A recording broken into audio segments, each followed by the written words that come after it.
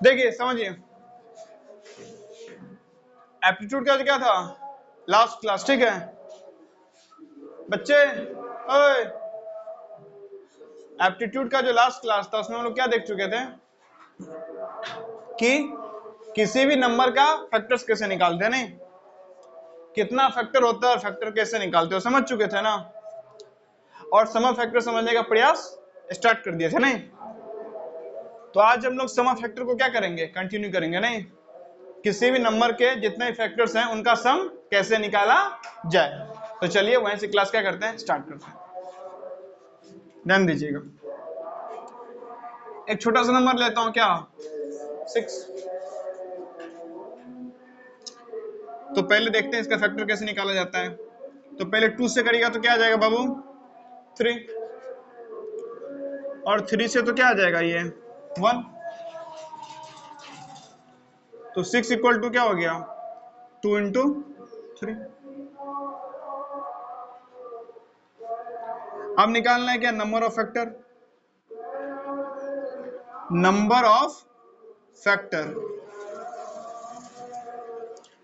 तो number of factor कैसे निकलता है, नंबर ऑफ फैक्टर निकलता है, यहाँ पे 2 के पावर क्या है 1, तो 1 में 1 जोड़ दीजिएगा, और यहाँ 3 के पावर क्या है 1, फिर उसमें 1 में 1 जोड़ दीजिएगा, इनको आपस में क्या कर दीजिएगा मल्टीप्लाई, तो 2 1 जा 1 1 2 1 1 2 2 2 जा 4। तो टोटल फैक्टर कितना है 6 का 4, यानी 6 के 4 फैक्टर हैं। अब जरा 6 के फैक्टर्स लिख लेते थे। तो 6 का फैक्टर क्या क्या है, ध्यान दीजिए, पहला फैक्टर क्या है 1, अगला है 3, अगला है 6, और यहां से 2 2 3 अच्छे ऑलरेडी लिख चुके हैं, 3 ऑलरेडी लिख चुके हैं, 4 फैक्टर हो गया। अब हम लोग सीखेंगे क्या कि एक फॉर्मूले की मदद से कैसे हम लोग क्या निकाल पाए, इन सबको जोड़ने पे कितना आएगा। आप बोलेंगे इसमें फॉर्मूला क्या जरूरत है, हम लोग क्या कर सकते हैं, नॉर्मली जोड़ सकते हैं। हाँ लेकिन अभी नॉर्मली जोड़ सकते हैं, लास्ट क्लास में 336 था, नहीं 336 कितना ज्यादा फैक्टर आ गया था, उन सब के फैक्टर क्या करिएगा, जोड़ने बैठिएगा तो बहुत क्या लग जाएगा, बहुत ही लंबा टाइम, बहुत लंबा टाइम लग जाएगा ना। अगर हमें एक फॉर्मूला पता चल जाए जिसकी मदद से हम लोग क्या कर पाए, फटाक से सारे फैक्टर को जोड़ने पे क्या आएगा वो निकाल पाए, तो इजीली हम किसी भी नंबर के सारे फैक्टर्स को जोड़ने पे कितना आता है वो निकाल पाएंगे। आपको विजिबल है? तो चलिए हम लोग जरा समझते हैं कि कैसे हम लोग क्या कर सकें, किसी भी नंबर के सारे फैक्टर्स का एडिशन कैसे निकाल सकते हैं। ध्यान दीजिएगा, एकदम बिल्कुल ही प्यार से समझिएगा, ठीक है। एक क्वेश्चन नहीं, 2 3 4 क्वेश्चन में बताऊंगा, आपको समझ में आ जाएगा। जितना हमारे पास टाइम है उसमें जितना कुछ पढ़ सकते हैं उसको पढ़ने क्या करेंगे प्रयास, फिर नेक्स्ट क्लास, ऐसे सिलसिला क्या रहेगा जारी। चलो, नंबर ऑफ फैक्टर और फैक्टर्स लिखना सीख चुके हैं, अब आते हैं सम ऑफ फैक्टर्स। विजिबिलिटी इशू फिर से हो रहा है।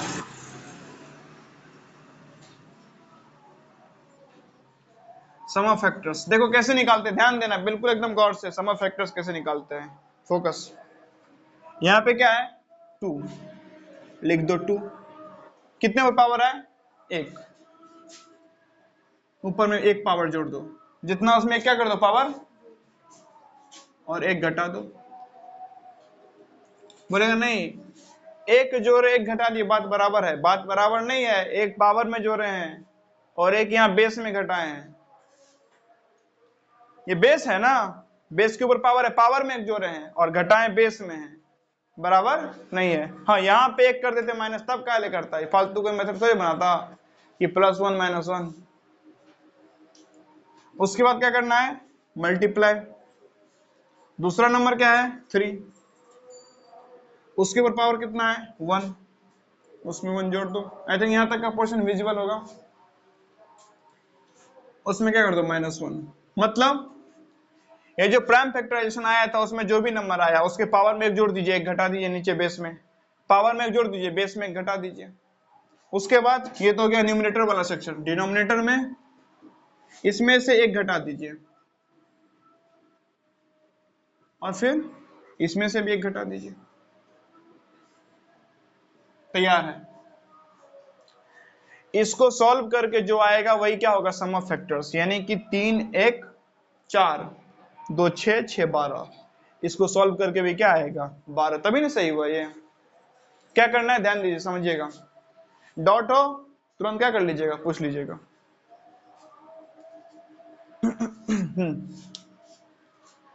ये जो नंबर है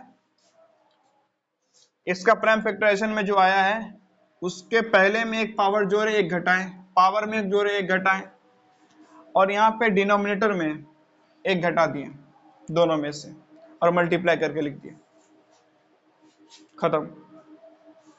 अब देखिए ध्यान दीजिए, 2 की पावर 1 1 2, 2 की पावर 2 कितना हो जाएगा 4, 2 दूना 4 -1, 3 की पावर 1 + 1 2, 3 तिया 9 -1, 2 में से 1 गया 1, 3 में से 1 गया 2, ठीक है। 4 में से 1 गया कितना आ गया बाबू 3, 9 में से 1 गया 8 अपन 2 1 2, 2 से 8 को कट किया तो कितना आ जाएगा 3 × 4।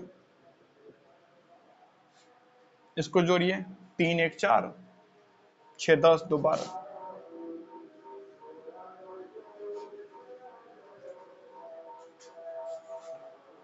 बात को समझ में आ रही है? जो है उसके पावर में एक जोड़ दीजिए एक घटा दीजिए, जो है उसके पावर में एक जोड़िए एक घटा दीजिए, जो नंबर था उसमें से एक घटा के नीचे में लिख दीजिए। 2 के ऊपर पावर 2 2 दूना 4, 3 के ऊपर पावर 2 3 9, एक घटा दिए, 4 में से एक घटा 3, 9 में से एक घटा 8, 2 में से एक 1, 3 में से एक 2, 8 3 24 में बटा 2 12, या 2 में से 8 को काट दिए 4 3 12। यह है बात। तो क्या बस हो गया? नहीं नहीं नहीं, अभी और 2-4 क्वेश्चन करेंगे ताकि अगर किसी प्रकार का डाउट उठता है नहीं तो क्या हो जाए, रिजॉल्व हो जाए। और आप डरे नहीं कि नहीं बड़ा क्वेश्चन आ गया तो क्या होगा, क्या होगा, कुछ नहीं होगा। अगला नंबर लेते हैं 24, ठीक है। फिर अगला नंबर लेंगे 56।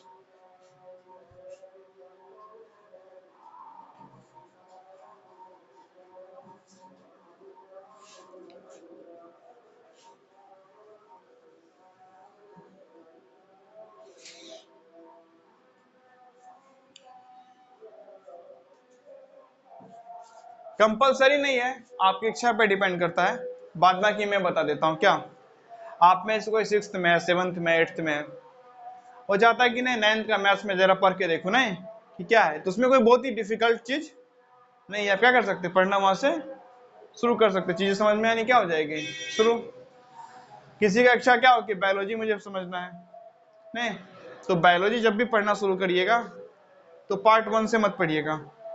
अगर शुरू कर रहे हैं तो बायोलॉजी पढ़िएगा आप पार्ट 0.1 से, फिर 0.2 0.3 0.4, अब ये 0.5 और 0.6 भी आएगा। सेल मेम्ब्रेन तक का काम हो चुका है, अब जरा सेल वॉल समझाना है तो 0.5 0.6 में होगा सेल मेम्ब्रेन और सेल वॉल में डिफरेंस, और 0.7 में थोड़ा सा न्यूक्लियस, और उसके बाद आप पार्ट 1 पार्ट 2 पार्ट 3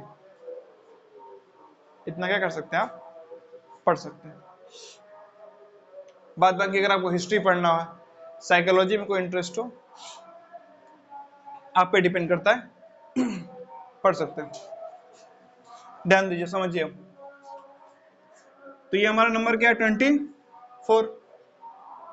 चलिए पहले इसका क्या करते हैं, प्राइम फैक्टराइजेशन करते हैं। नहीं, हर प्रोसेस के सबसे शुरू में क्या करना है, प्राइम फैक्टराइजेशन। बिना प्राइम फैक्टराइजेशन कोई प्रोसेस फॉलो नहीं होगा।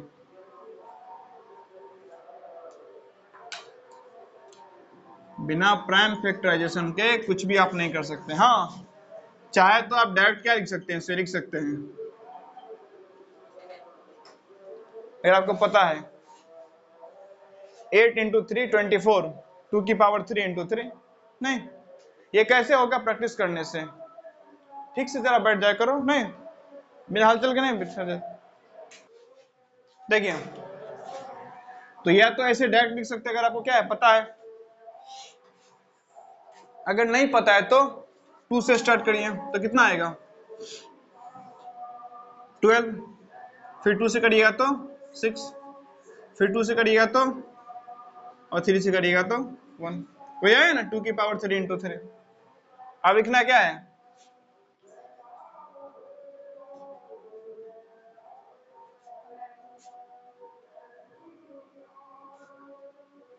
अब क्या लिखना है, नंबर ऑफ फैक्टर कैसे निकाला जाए। ध्यान दीजिए, नंबर ऑफ फैक्टर कैसे निकालते हैं, यहाँ पे पावर क्या है 3, उसमें एक जोड़ देंगे तो नहीं, तो 3 + 1 कितना हो जाएगा 4 इंटू यहाँ पे पावर क्या है 1, उसमें 1 जोड़ देंगे तो 1 + 1 2, 4 2 8, टोटल कितना फैक्टर है 8।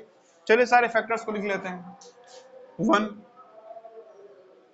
3 6 12 24 2 4 8,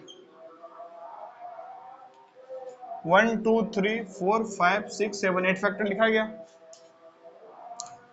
अब हम देखते हैं कि इनको एक फॉर्मूला से कैसे क्या कर सके, सम निकाल सके ना इनका, फिर इसका सम निकाल के बता देंगे। बस उसके बाद जो हम लोग करेंगे सीधा सीधा क्या फॉर्मूला, नहीं फिर उसको जोड़ने नहीं बैठेंगे। अगर आपको डॉट है तो जोड़ के देखिए उतना आता है कि नहीं आता है।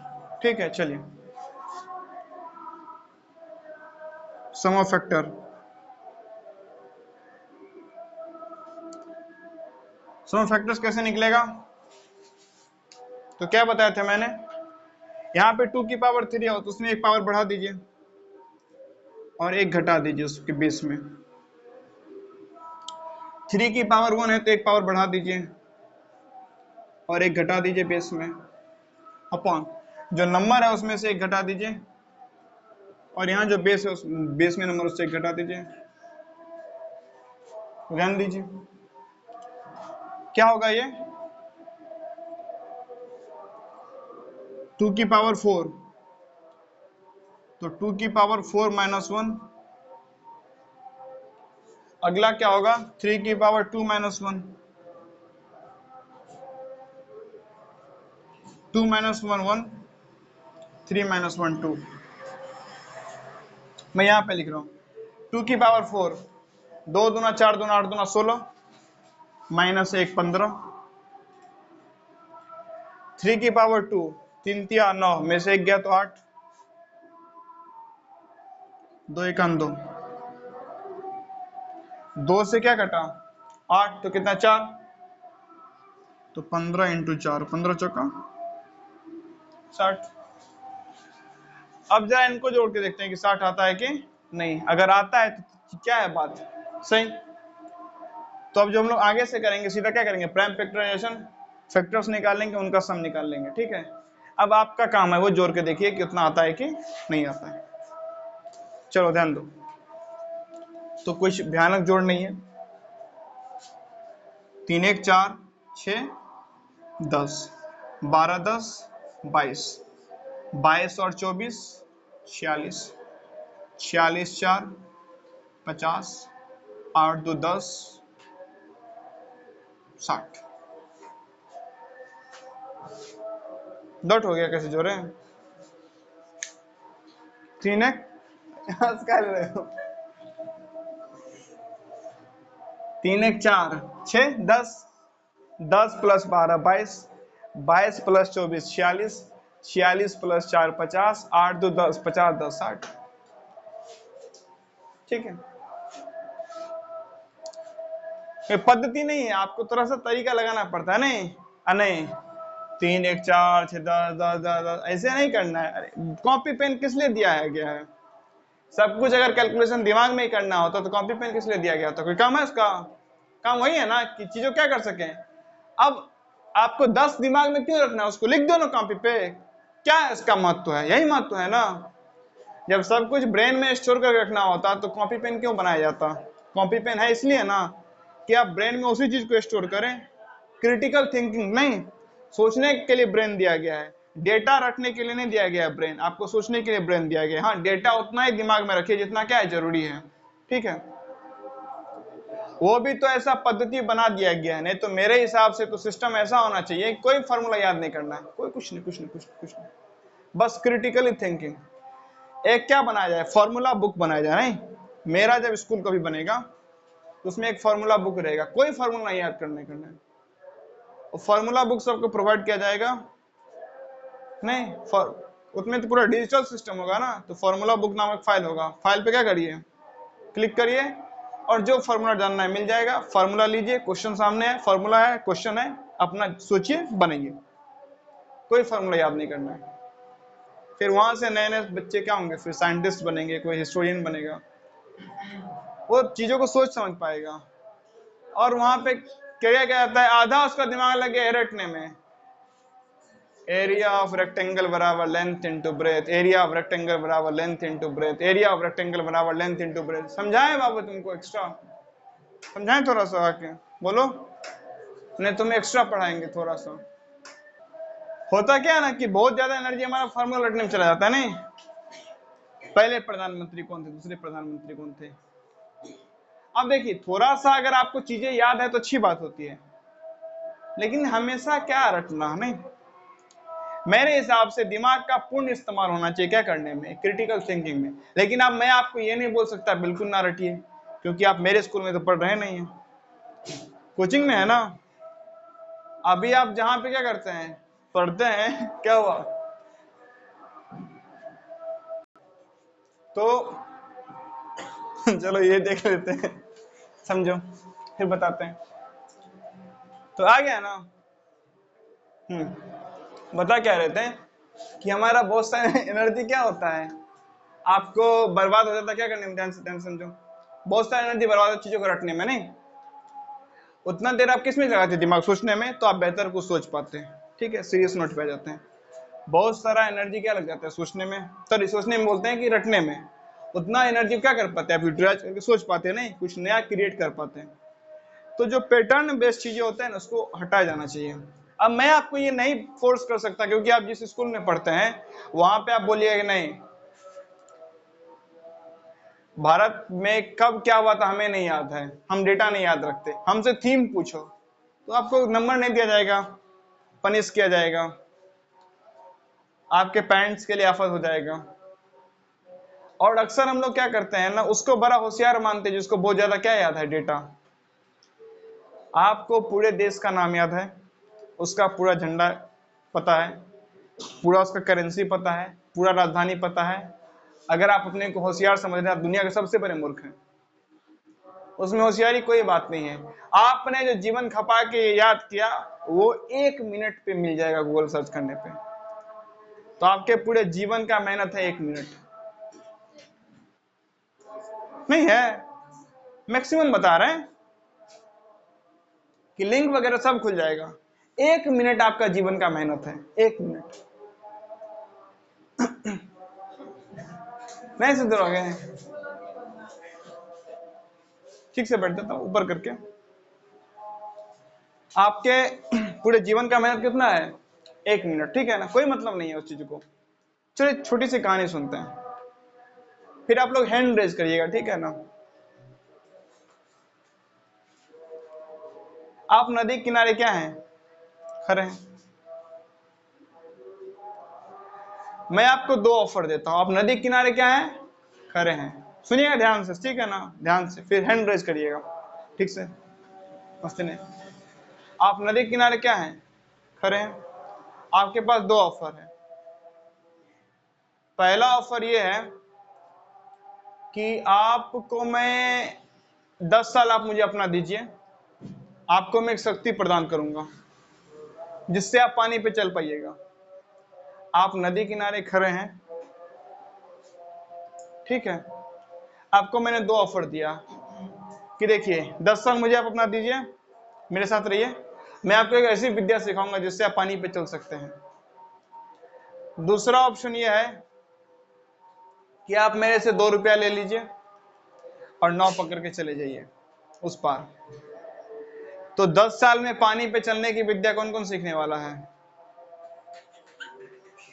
करिए हाथ खड़े करिए, कोई नहीं। और 2 रुपया लेके कौन पार करने वाला है, सब ना। सिंपल सी बात है। नहीं, 10 साल जो हम खपाएंगे उसका महत्व कितना है, 2 रुपया। तो 10 साल काहे खपाए, नहीं वो 10 साल में क्या कर सकते हैं, बहुत कुछ सीख सकते हैं, है ना। हाँ, तो हमारा एजुकेशन सिस्टम क्या है पता है, वो 10 साल में आपको पानी पे चलाने वाला सिस्टम है कि 10 साल दो, आपको पानी पे चलना सिखाएंगे। जबकि एजुकेशन सिस्टम होना कैसे चाहिए, ताकि 2 रुपया लो, खत्म करो कहानी। ये क्वेश्चन ही क्यों पूछा जाना चाहिए कि वो कब बने थे प्रधानमंत्री, वो कब बने थे राष्ट्रपति, उनकी मृत्यु कब हुई थी, उनका जन्म कब हुआ था। फिर अगेन मैं बोलता हूं, बोलेगा नहीं आप भी बोलते हैं कि चीजों को रिवाइज करो। रिवाइज करने बोलता हूं मैं कि सोचने की शक्ति बढ़े। क्या आप याद करने नहीं बोलते हैं? नहीं, मैं बोलता हूं याद करने। उसके पीछे रीजन ये है कि आप जिस स्कूल में पढ़ते हैं, जिस कॉलेज में पढ़ते हैं, जहां पे आप पढ़ने जाइएगा, वो वहां पे आपको चीजें क्या करनी पड़ेगी? याद करनी पड़ेगी। नहीं, मेरा तो कोई इंस्टीट्यूट है नहीं। अगर मेरा खुद का पर्सनल कोई बोर्ड होता तो उस बोर्ड में मैं ऐसा रूल लाता कि वहां पे कुछ भी रटने वाला चीज नहीं होना चाहिए। फुल्ली फोकस किस पे है? क्रिटिकल थिंकिंग पे। सोचो सोचो सोचो सोचो सोचो सोचो सोचो सोचो। भारत कब आजाद था, कब गुलाम छोड़ो, सोचो क्यों हुआ, क्यों हुआ वो सोचो। डेट छोड़ो, नहीं पता है नहीं याद रखो, कोई दिक्कत नहीं। नहीं, हमको इंडिपेंडेंस डे भी याद नहीं, कौन बोला याद रखने के लिए? नहीं, 26 नवंबर 1949 को संविधान पारित हुआ था संविधान सभा में, हमको नहीं पता है, नहीं याद रखिए, नहीं याद रखिए, कोई दिक्कत नहीं है, कोई दिक्कत नहीं। 26 जनवरी 1950 को संविधान लागू हो गया था पूर्ण रूप से, नहीं पता है, नहीं याद रखिए, ठीक है ना। 26 जनवरी 1930 को जवाहरलाल नेहरू ने लाहौर में भाषण दिया था कि देश स्वतंत्र हो जाएगा शीघ्र ही। आप क्या, यानी कि 1930 में भाषण दिया था कि 26 जनवरी को 1931 में क्या हो जाएगा? भारत स्वतंत्र हो जाएगा। आपको नहीं पता है, नहीं याद रखिए। पहला आम चुनाव 1952 में हुआ था, आपको नहीं पता है, नहीं याद रखिए, ठीक है ना। 1991 में 1991 दिसंबर में यूएसएसआर का डिसोल्यूशन हो गया था, यूएसएसआर डिजोल्व हो गया था, यूएसएसआर खत्म हो गया था। आपको नहीं पता है, नहीं याद रखिए। आपको पता ये होना चाहिए कि वो कब खत्म हुआ था, क्यों बना था, आजादी क्यों मिली, गुलाम क्यों हुए, जवाहरलाल नेहरू जी का विचार क्या था, उस चीज पे फोकस करना चाहिए। लेकिन हमारा एजुकेशन सिस्टम, अच्छा डेट नहीं याद है, याद नहीं है, चलो नंबर कट जाएगा। ऑब्जेक्टिव आएगा, डेट्स का क्वेश्चन याद करो। फॉर्मूला नहीं याद है, फॉर्मूला क्यों याद रखना है? पेपर दो, फॉर्मूला लिख के दो बच्चों को, पेपर दो तो फॉर्मूला लिख के दो। या तो फिर फॉर्मूला को इस तरीके से पढ़ाओ कि अब फॉर्मूला रटने वाला बात नहीं, फॉर्मूला अपने आप में एक डेरिवेशन है।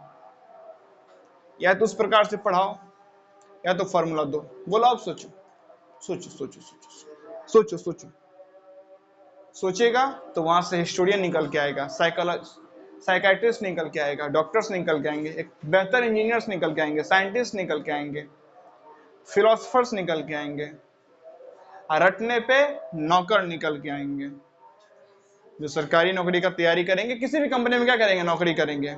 फिलोसफी नहीं पता, साइंस में नहीं पता, बस हमें काम आता है वो कर देंगे, हमें पैसा दे दो, बस बस बस बस बस, बस। यानी कि एक आदमी क्या करता है, बोझा उठाता है किसी का, एक कुली सामान उठाता है, उसके बदले क्या ले लेता है? पैसा ले लेता है। एक सॉफ्टवेयर इंजीनियर कोडिंग करता है, उसके बदले क्या ले लेता है? पैसा ले लेता है। और कोई फर्क नहीं है, वो बोझा उठाता है, ये कोडिंग करता है, बस काम का फर्क है, गुणवत्ता में कोई अंतर नहीं है। वो शरीर से मेहनत कर रहा है, दिमाग से मेहनत कर रहा है। क्यों कर रहा है तुम डिस्टर्बेंस बार बार? तुम मुझे पूछना है, क्लियरली पूछो, क्या बोलो।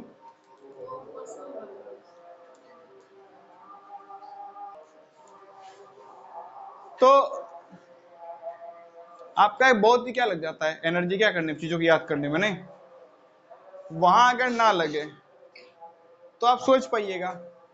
और अभी बता रहे थे क्या, कूली है या फिर क्या है, एक सॉफ्टवेयर इंजीनियर, अगर वो सामान उठा के पैसा कमाता है, कोडिंग करके पैसा कमाता है, ना इसको कोई समझ है कि मेरे कोडिंग कर रहा है वो, वहां से एक सॉफ्टवेयर डिजाइन होगा, उस सॉफ्टवेयर किस यूज में आएगा, उस पे इन्वायरमेंट क्या इम्पैक्ट पड़ेगा, उस पे अर्थ पे क्या इम्पैक्ट पड़ेगा, उस पे हमारे सराउंडिंग पे क्या इम्पैक्ट पड़ेगा, उस पे मुझ पे क्या इम्पैक्ट करेगा, ये तो सोचना चाहिए ना।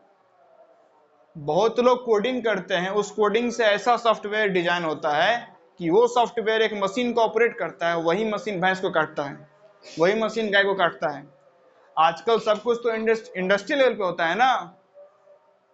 और वो क्या बोलता है कि मैं बहुत धार्मिक आदमी हूं। साहब, आप ही के कोडिंग का चक्कर में आज ये गाय कटा है। आप ही जैसे कोडर ने इतना क्या किया, सोफिस्टिकेटेड प्रोग्राम बना के दिया है, उससे मशीन इतना प्रॉपरली रन करता है कि गाय काटने में तेजी रफ्तार आया है। पहले तो धीरे धीरे करता था, मैन्युअली जब करता था। अब मशीन आप इतना अच्छा कोड डिजाइन के खटाखट गाय काटा जाता है, एकदम शेप साइज फिक्स कर दिया जाता है। आज जो हम लोग क्या पहनते हैं, कपड़ा पहनते हैं, क्या बिना कंप्यूटर का ऐसा कपड़ा बनाना संभव है? नहीं ना संभव है। सब कुछ computerise based, software based, program based है ना। किसी ने किसी कोडर ने तो डिजाइन किया होगा। वैसे गाय वगैरह को काटने के लिए जो मशीन है उसके पीछे का प्रोग्राम किसी ने किसी कोडर ने तो डिजाइन किया होगा। पता होना चाहिए कोडिंग। आप ही के कोडिंग से क्या होता है, आपने जो कोड किया है उसी का इस्तेमाल करके क्या किया जाता है, बहुत ही तेजी से शराब बनाया जाता है। उसी से बहुत ही तेजी से क्या बनाया जाता है, गुटखा वगैरह बनाया जाता है। आप ही के द्वारा बनाया गया सॉफ्टवेयर से, टेक्नोलॉजी से लोग क्या करते हैं, ड्रीम 11 जैसे क्या करते हैं, ऐप का प्रचार करते हैं। किसी सॉफ्टवेयर इंजीनियर ने तो बनाया है, नहीं किसी कोडर ने तो ऐप डिजाइन किया है। और ड्रीम 11 हो, MS माई सर्कल हो, MPL, ऐसा जो भी सट्टे वाला ऐप है नहीं, जो जुआ वगैरह को प्रमोट करती है, वैसा जो भी ऐप है किसी ना किसी तो कोडर ने डिजाइन किया है ना। आपके कोडिंग का प्रमाण क्या है कि बहुत सारे लोगों का पैसा डूब रहा है डेली। वो लोग समय के साथ क्या होते जा रहे हैं, उनकी स्थिति खराब हो रही है, आर्थिक स्थिति उनके संकट में आ रहा है। तो ये सोचना चाहिए, लेकिन नहीं, हमारा काम क्या है, हम काम करेंगे पैसा दो। तो आप काम करने के बदले पैसा लेते, कूली भी काम के बदले पैसा लेता है। तो आप में और कूली में कोई अंतर नहीं है, ये बोथ आर सेम। कोडर और कूली नहीं, कोडर हो या कूली हो बात बराबर है, क्योंकि आप भी काम के पैसा लिए। हाँ, आप में फर्क तब होता है जब बोलते हैं नहीं मैं कोडिंग करूंगा। कोडिंग में किस लिए करूंगा, ताकि स्टूडेंट को कोई कॉन्सेप्ट आसानी समझ में आ जाए, ऐसा कोई प्रोग्राम बनाऊंगा मैं, ऐसा कोई एप्लीकेशन बनाऊंगा, बच्चे उससे आसानी से क्या कर सके, चीजों को समझ सके। मैं एक ऐसा एप्लीकेशन बनाऊंगा जो बहुत ही सस्ते से एक ऐसे मशीन को डिजाइन कर सके जो खाना चुटकियों में बना दे। तो अगर कोई ऐसा मशीन बन जाता है जो खाना चुटकियों में बना देता है, तो कितना महिलाओं का टाइम बच गया, उस पर वो कुछ बेहतर काम कर सकती है, पर्यावरण को बचाने का कार्यक्रम हो सकता है, और भी दुनिया में जिंदगी में बेहतर काम कर सकती है। वो एक अच्छा खेल खेल सकती है, स्विमिंग सीख सकती है, कोई किताब लिख सकती है, दुनिया जान घूम सकती है, कोई फिल्म में काम कर सकती है ना। तो वो हुआ आपके क्या, नॉलेज का सही इंप्लीमेंटेशन। लेकिन आप बोलते हैं नहीं मेरे से कुछ भी करवा लो। गाय कटवाने का जो मशीन है उसके प्रोग्राम के लिए कोड करवाना है, कर देंगे। जुए का ऐप बनाना है उसके लिए कोड करवाना है, हम कोड कर देंगे। गुटखा कंपनी के लिए कोड करना है, हम कर देंगे। शराब कंपनी के लिए कोड करना है, हम कर देंगे। सिगरेट की कंपनी के लिए मुझे कोडिंग करना है, मैं कर दूंगा। और भी तमाम तरीके का जो और भी जो खराब चीजें हैं उसके लिए मुझे अगर कोडिंग करना है, मैं कर दूंगा। पैसा मुझे दो, मुझे कोई मतलब नहीं है तुम उसको कोड का क्या इस्तेमाल करते हो। तो कुली को कोई मतलब होता है कि सामान क्या है, कुली आपसे पूछता है कि अच्छा भैया बताइए सामान क्या है। अच्छा कपड़ा होगा तो मैं नहीं उठाऊंगा, खाना होगा तो ऐसा कुछ नहीं पूछता है। तो उसको क्या है, सामान उठाओ पैसा दो, तुम भी कोड करो पैसा लो। तुम्हारे में कुली में कोई अंतर नहीं ना है। अंतर तब होता है जब आप इन चीजों को पूछते हैं कि जो मैं कोड करूंगा उससे जो प्रोग्राम बनेगा, उससे जो मशीन रन करेगा, वो मशीन फाइनली प्रोड्यूस क्या करेगा, और उस पर हमारे इन्वायरमेंट में, हमारे अर्थ पे, हमारे सराउंडिंग में, हमारे पूरे सिस्टम में, हमारे पूरे यूनिवर्स में क्या इम्पैक्ट जाएगा। ठीक है ना। तो इन चीजों क्या करना चाहिए, समझना चाहिए। फिलहाल इतना ही रखते हैं, बाद बाकी नेक्स्ट क्लास में देखते हैं। चलिए।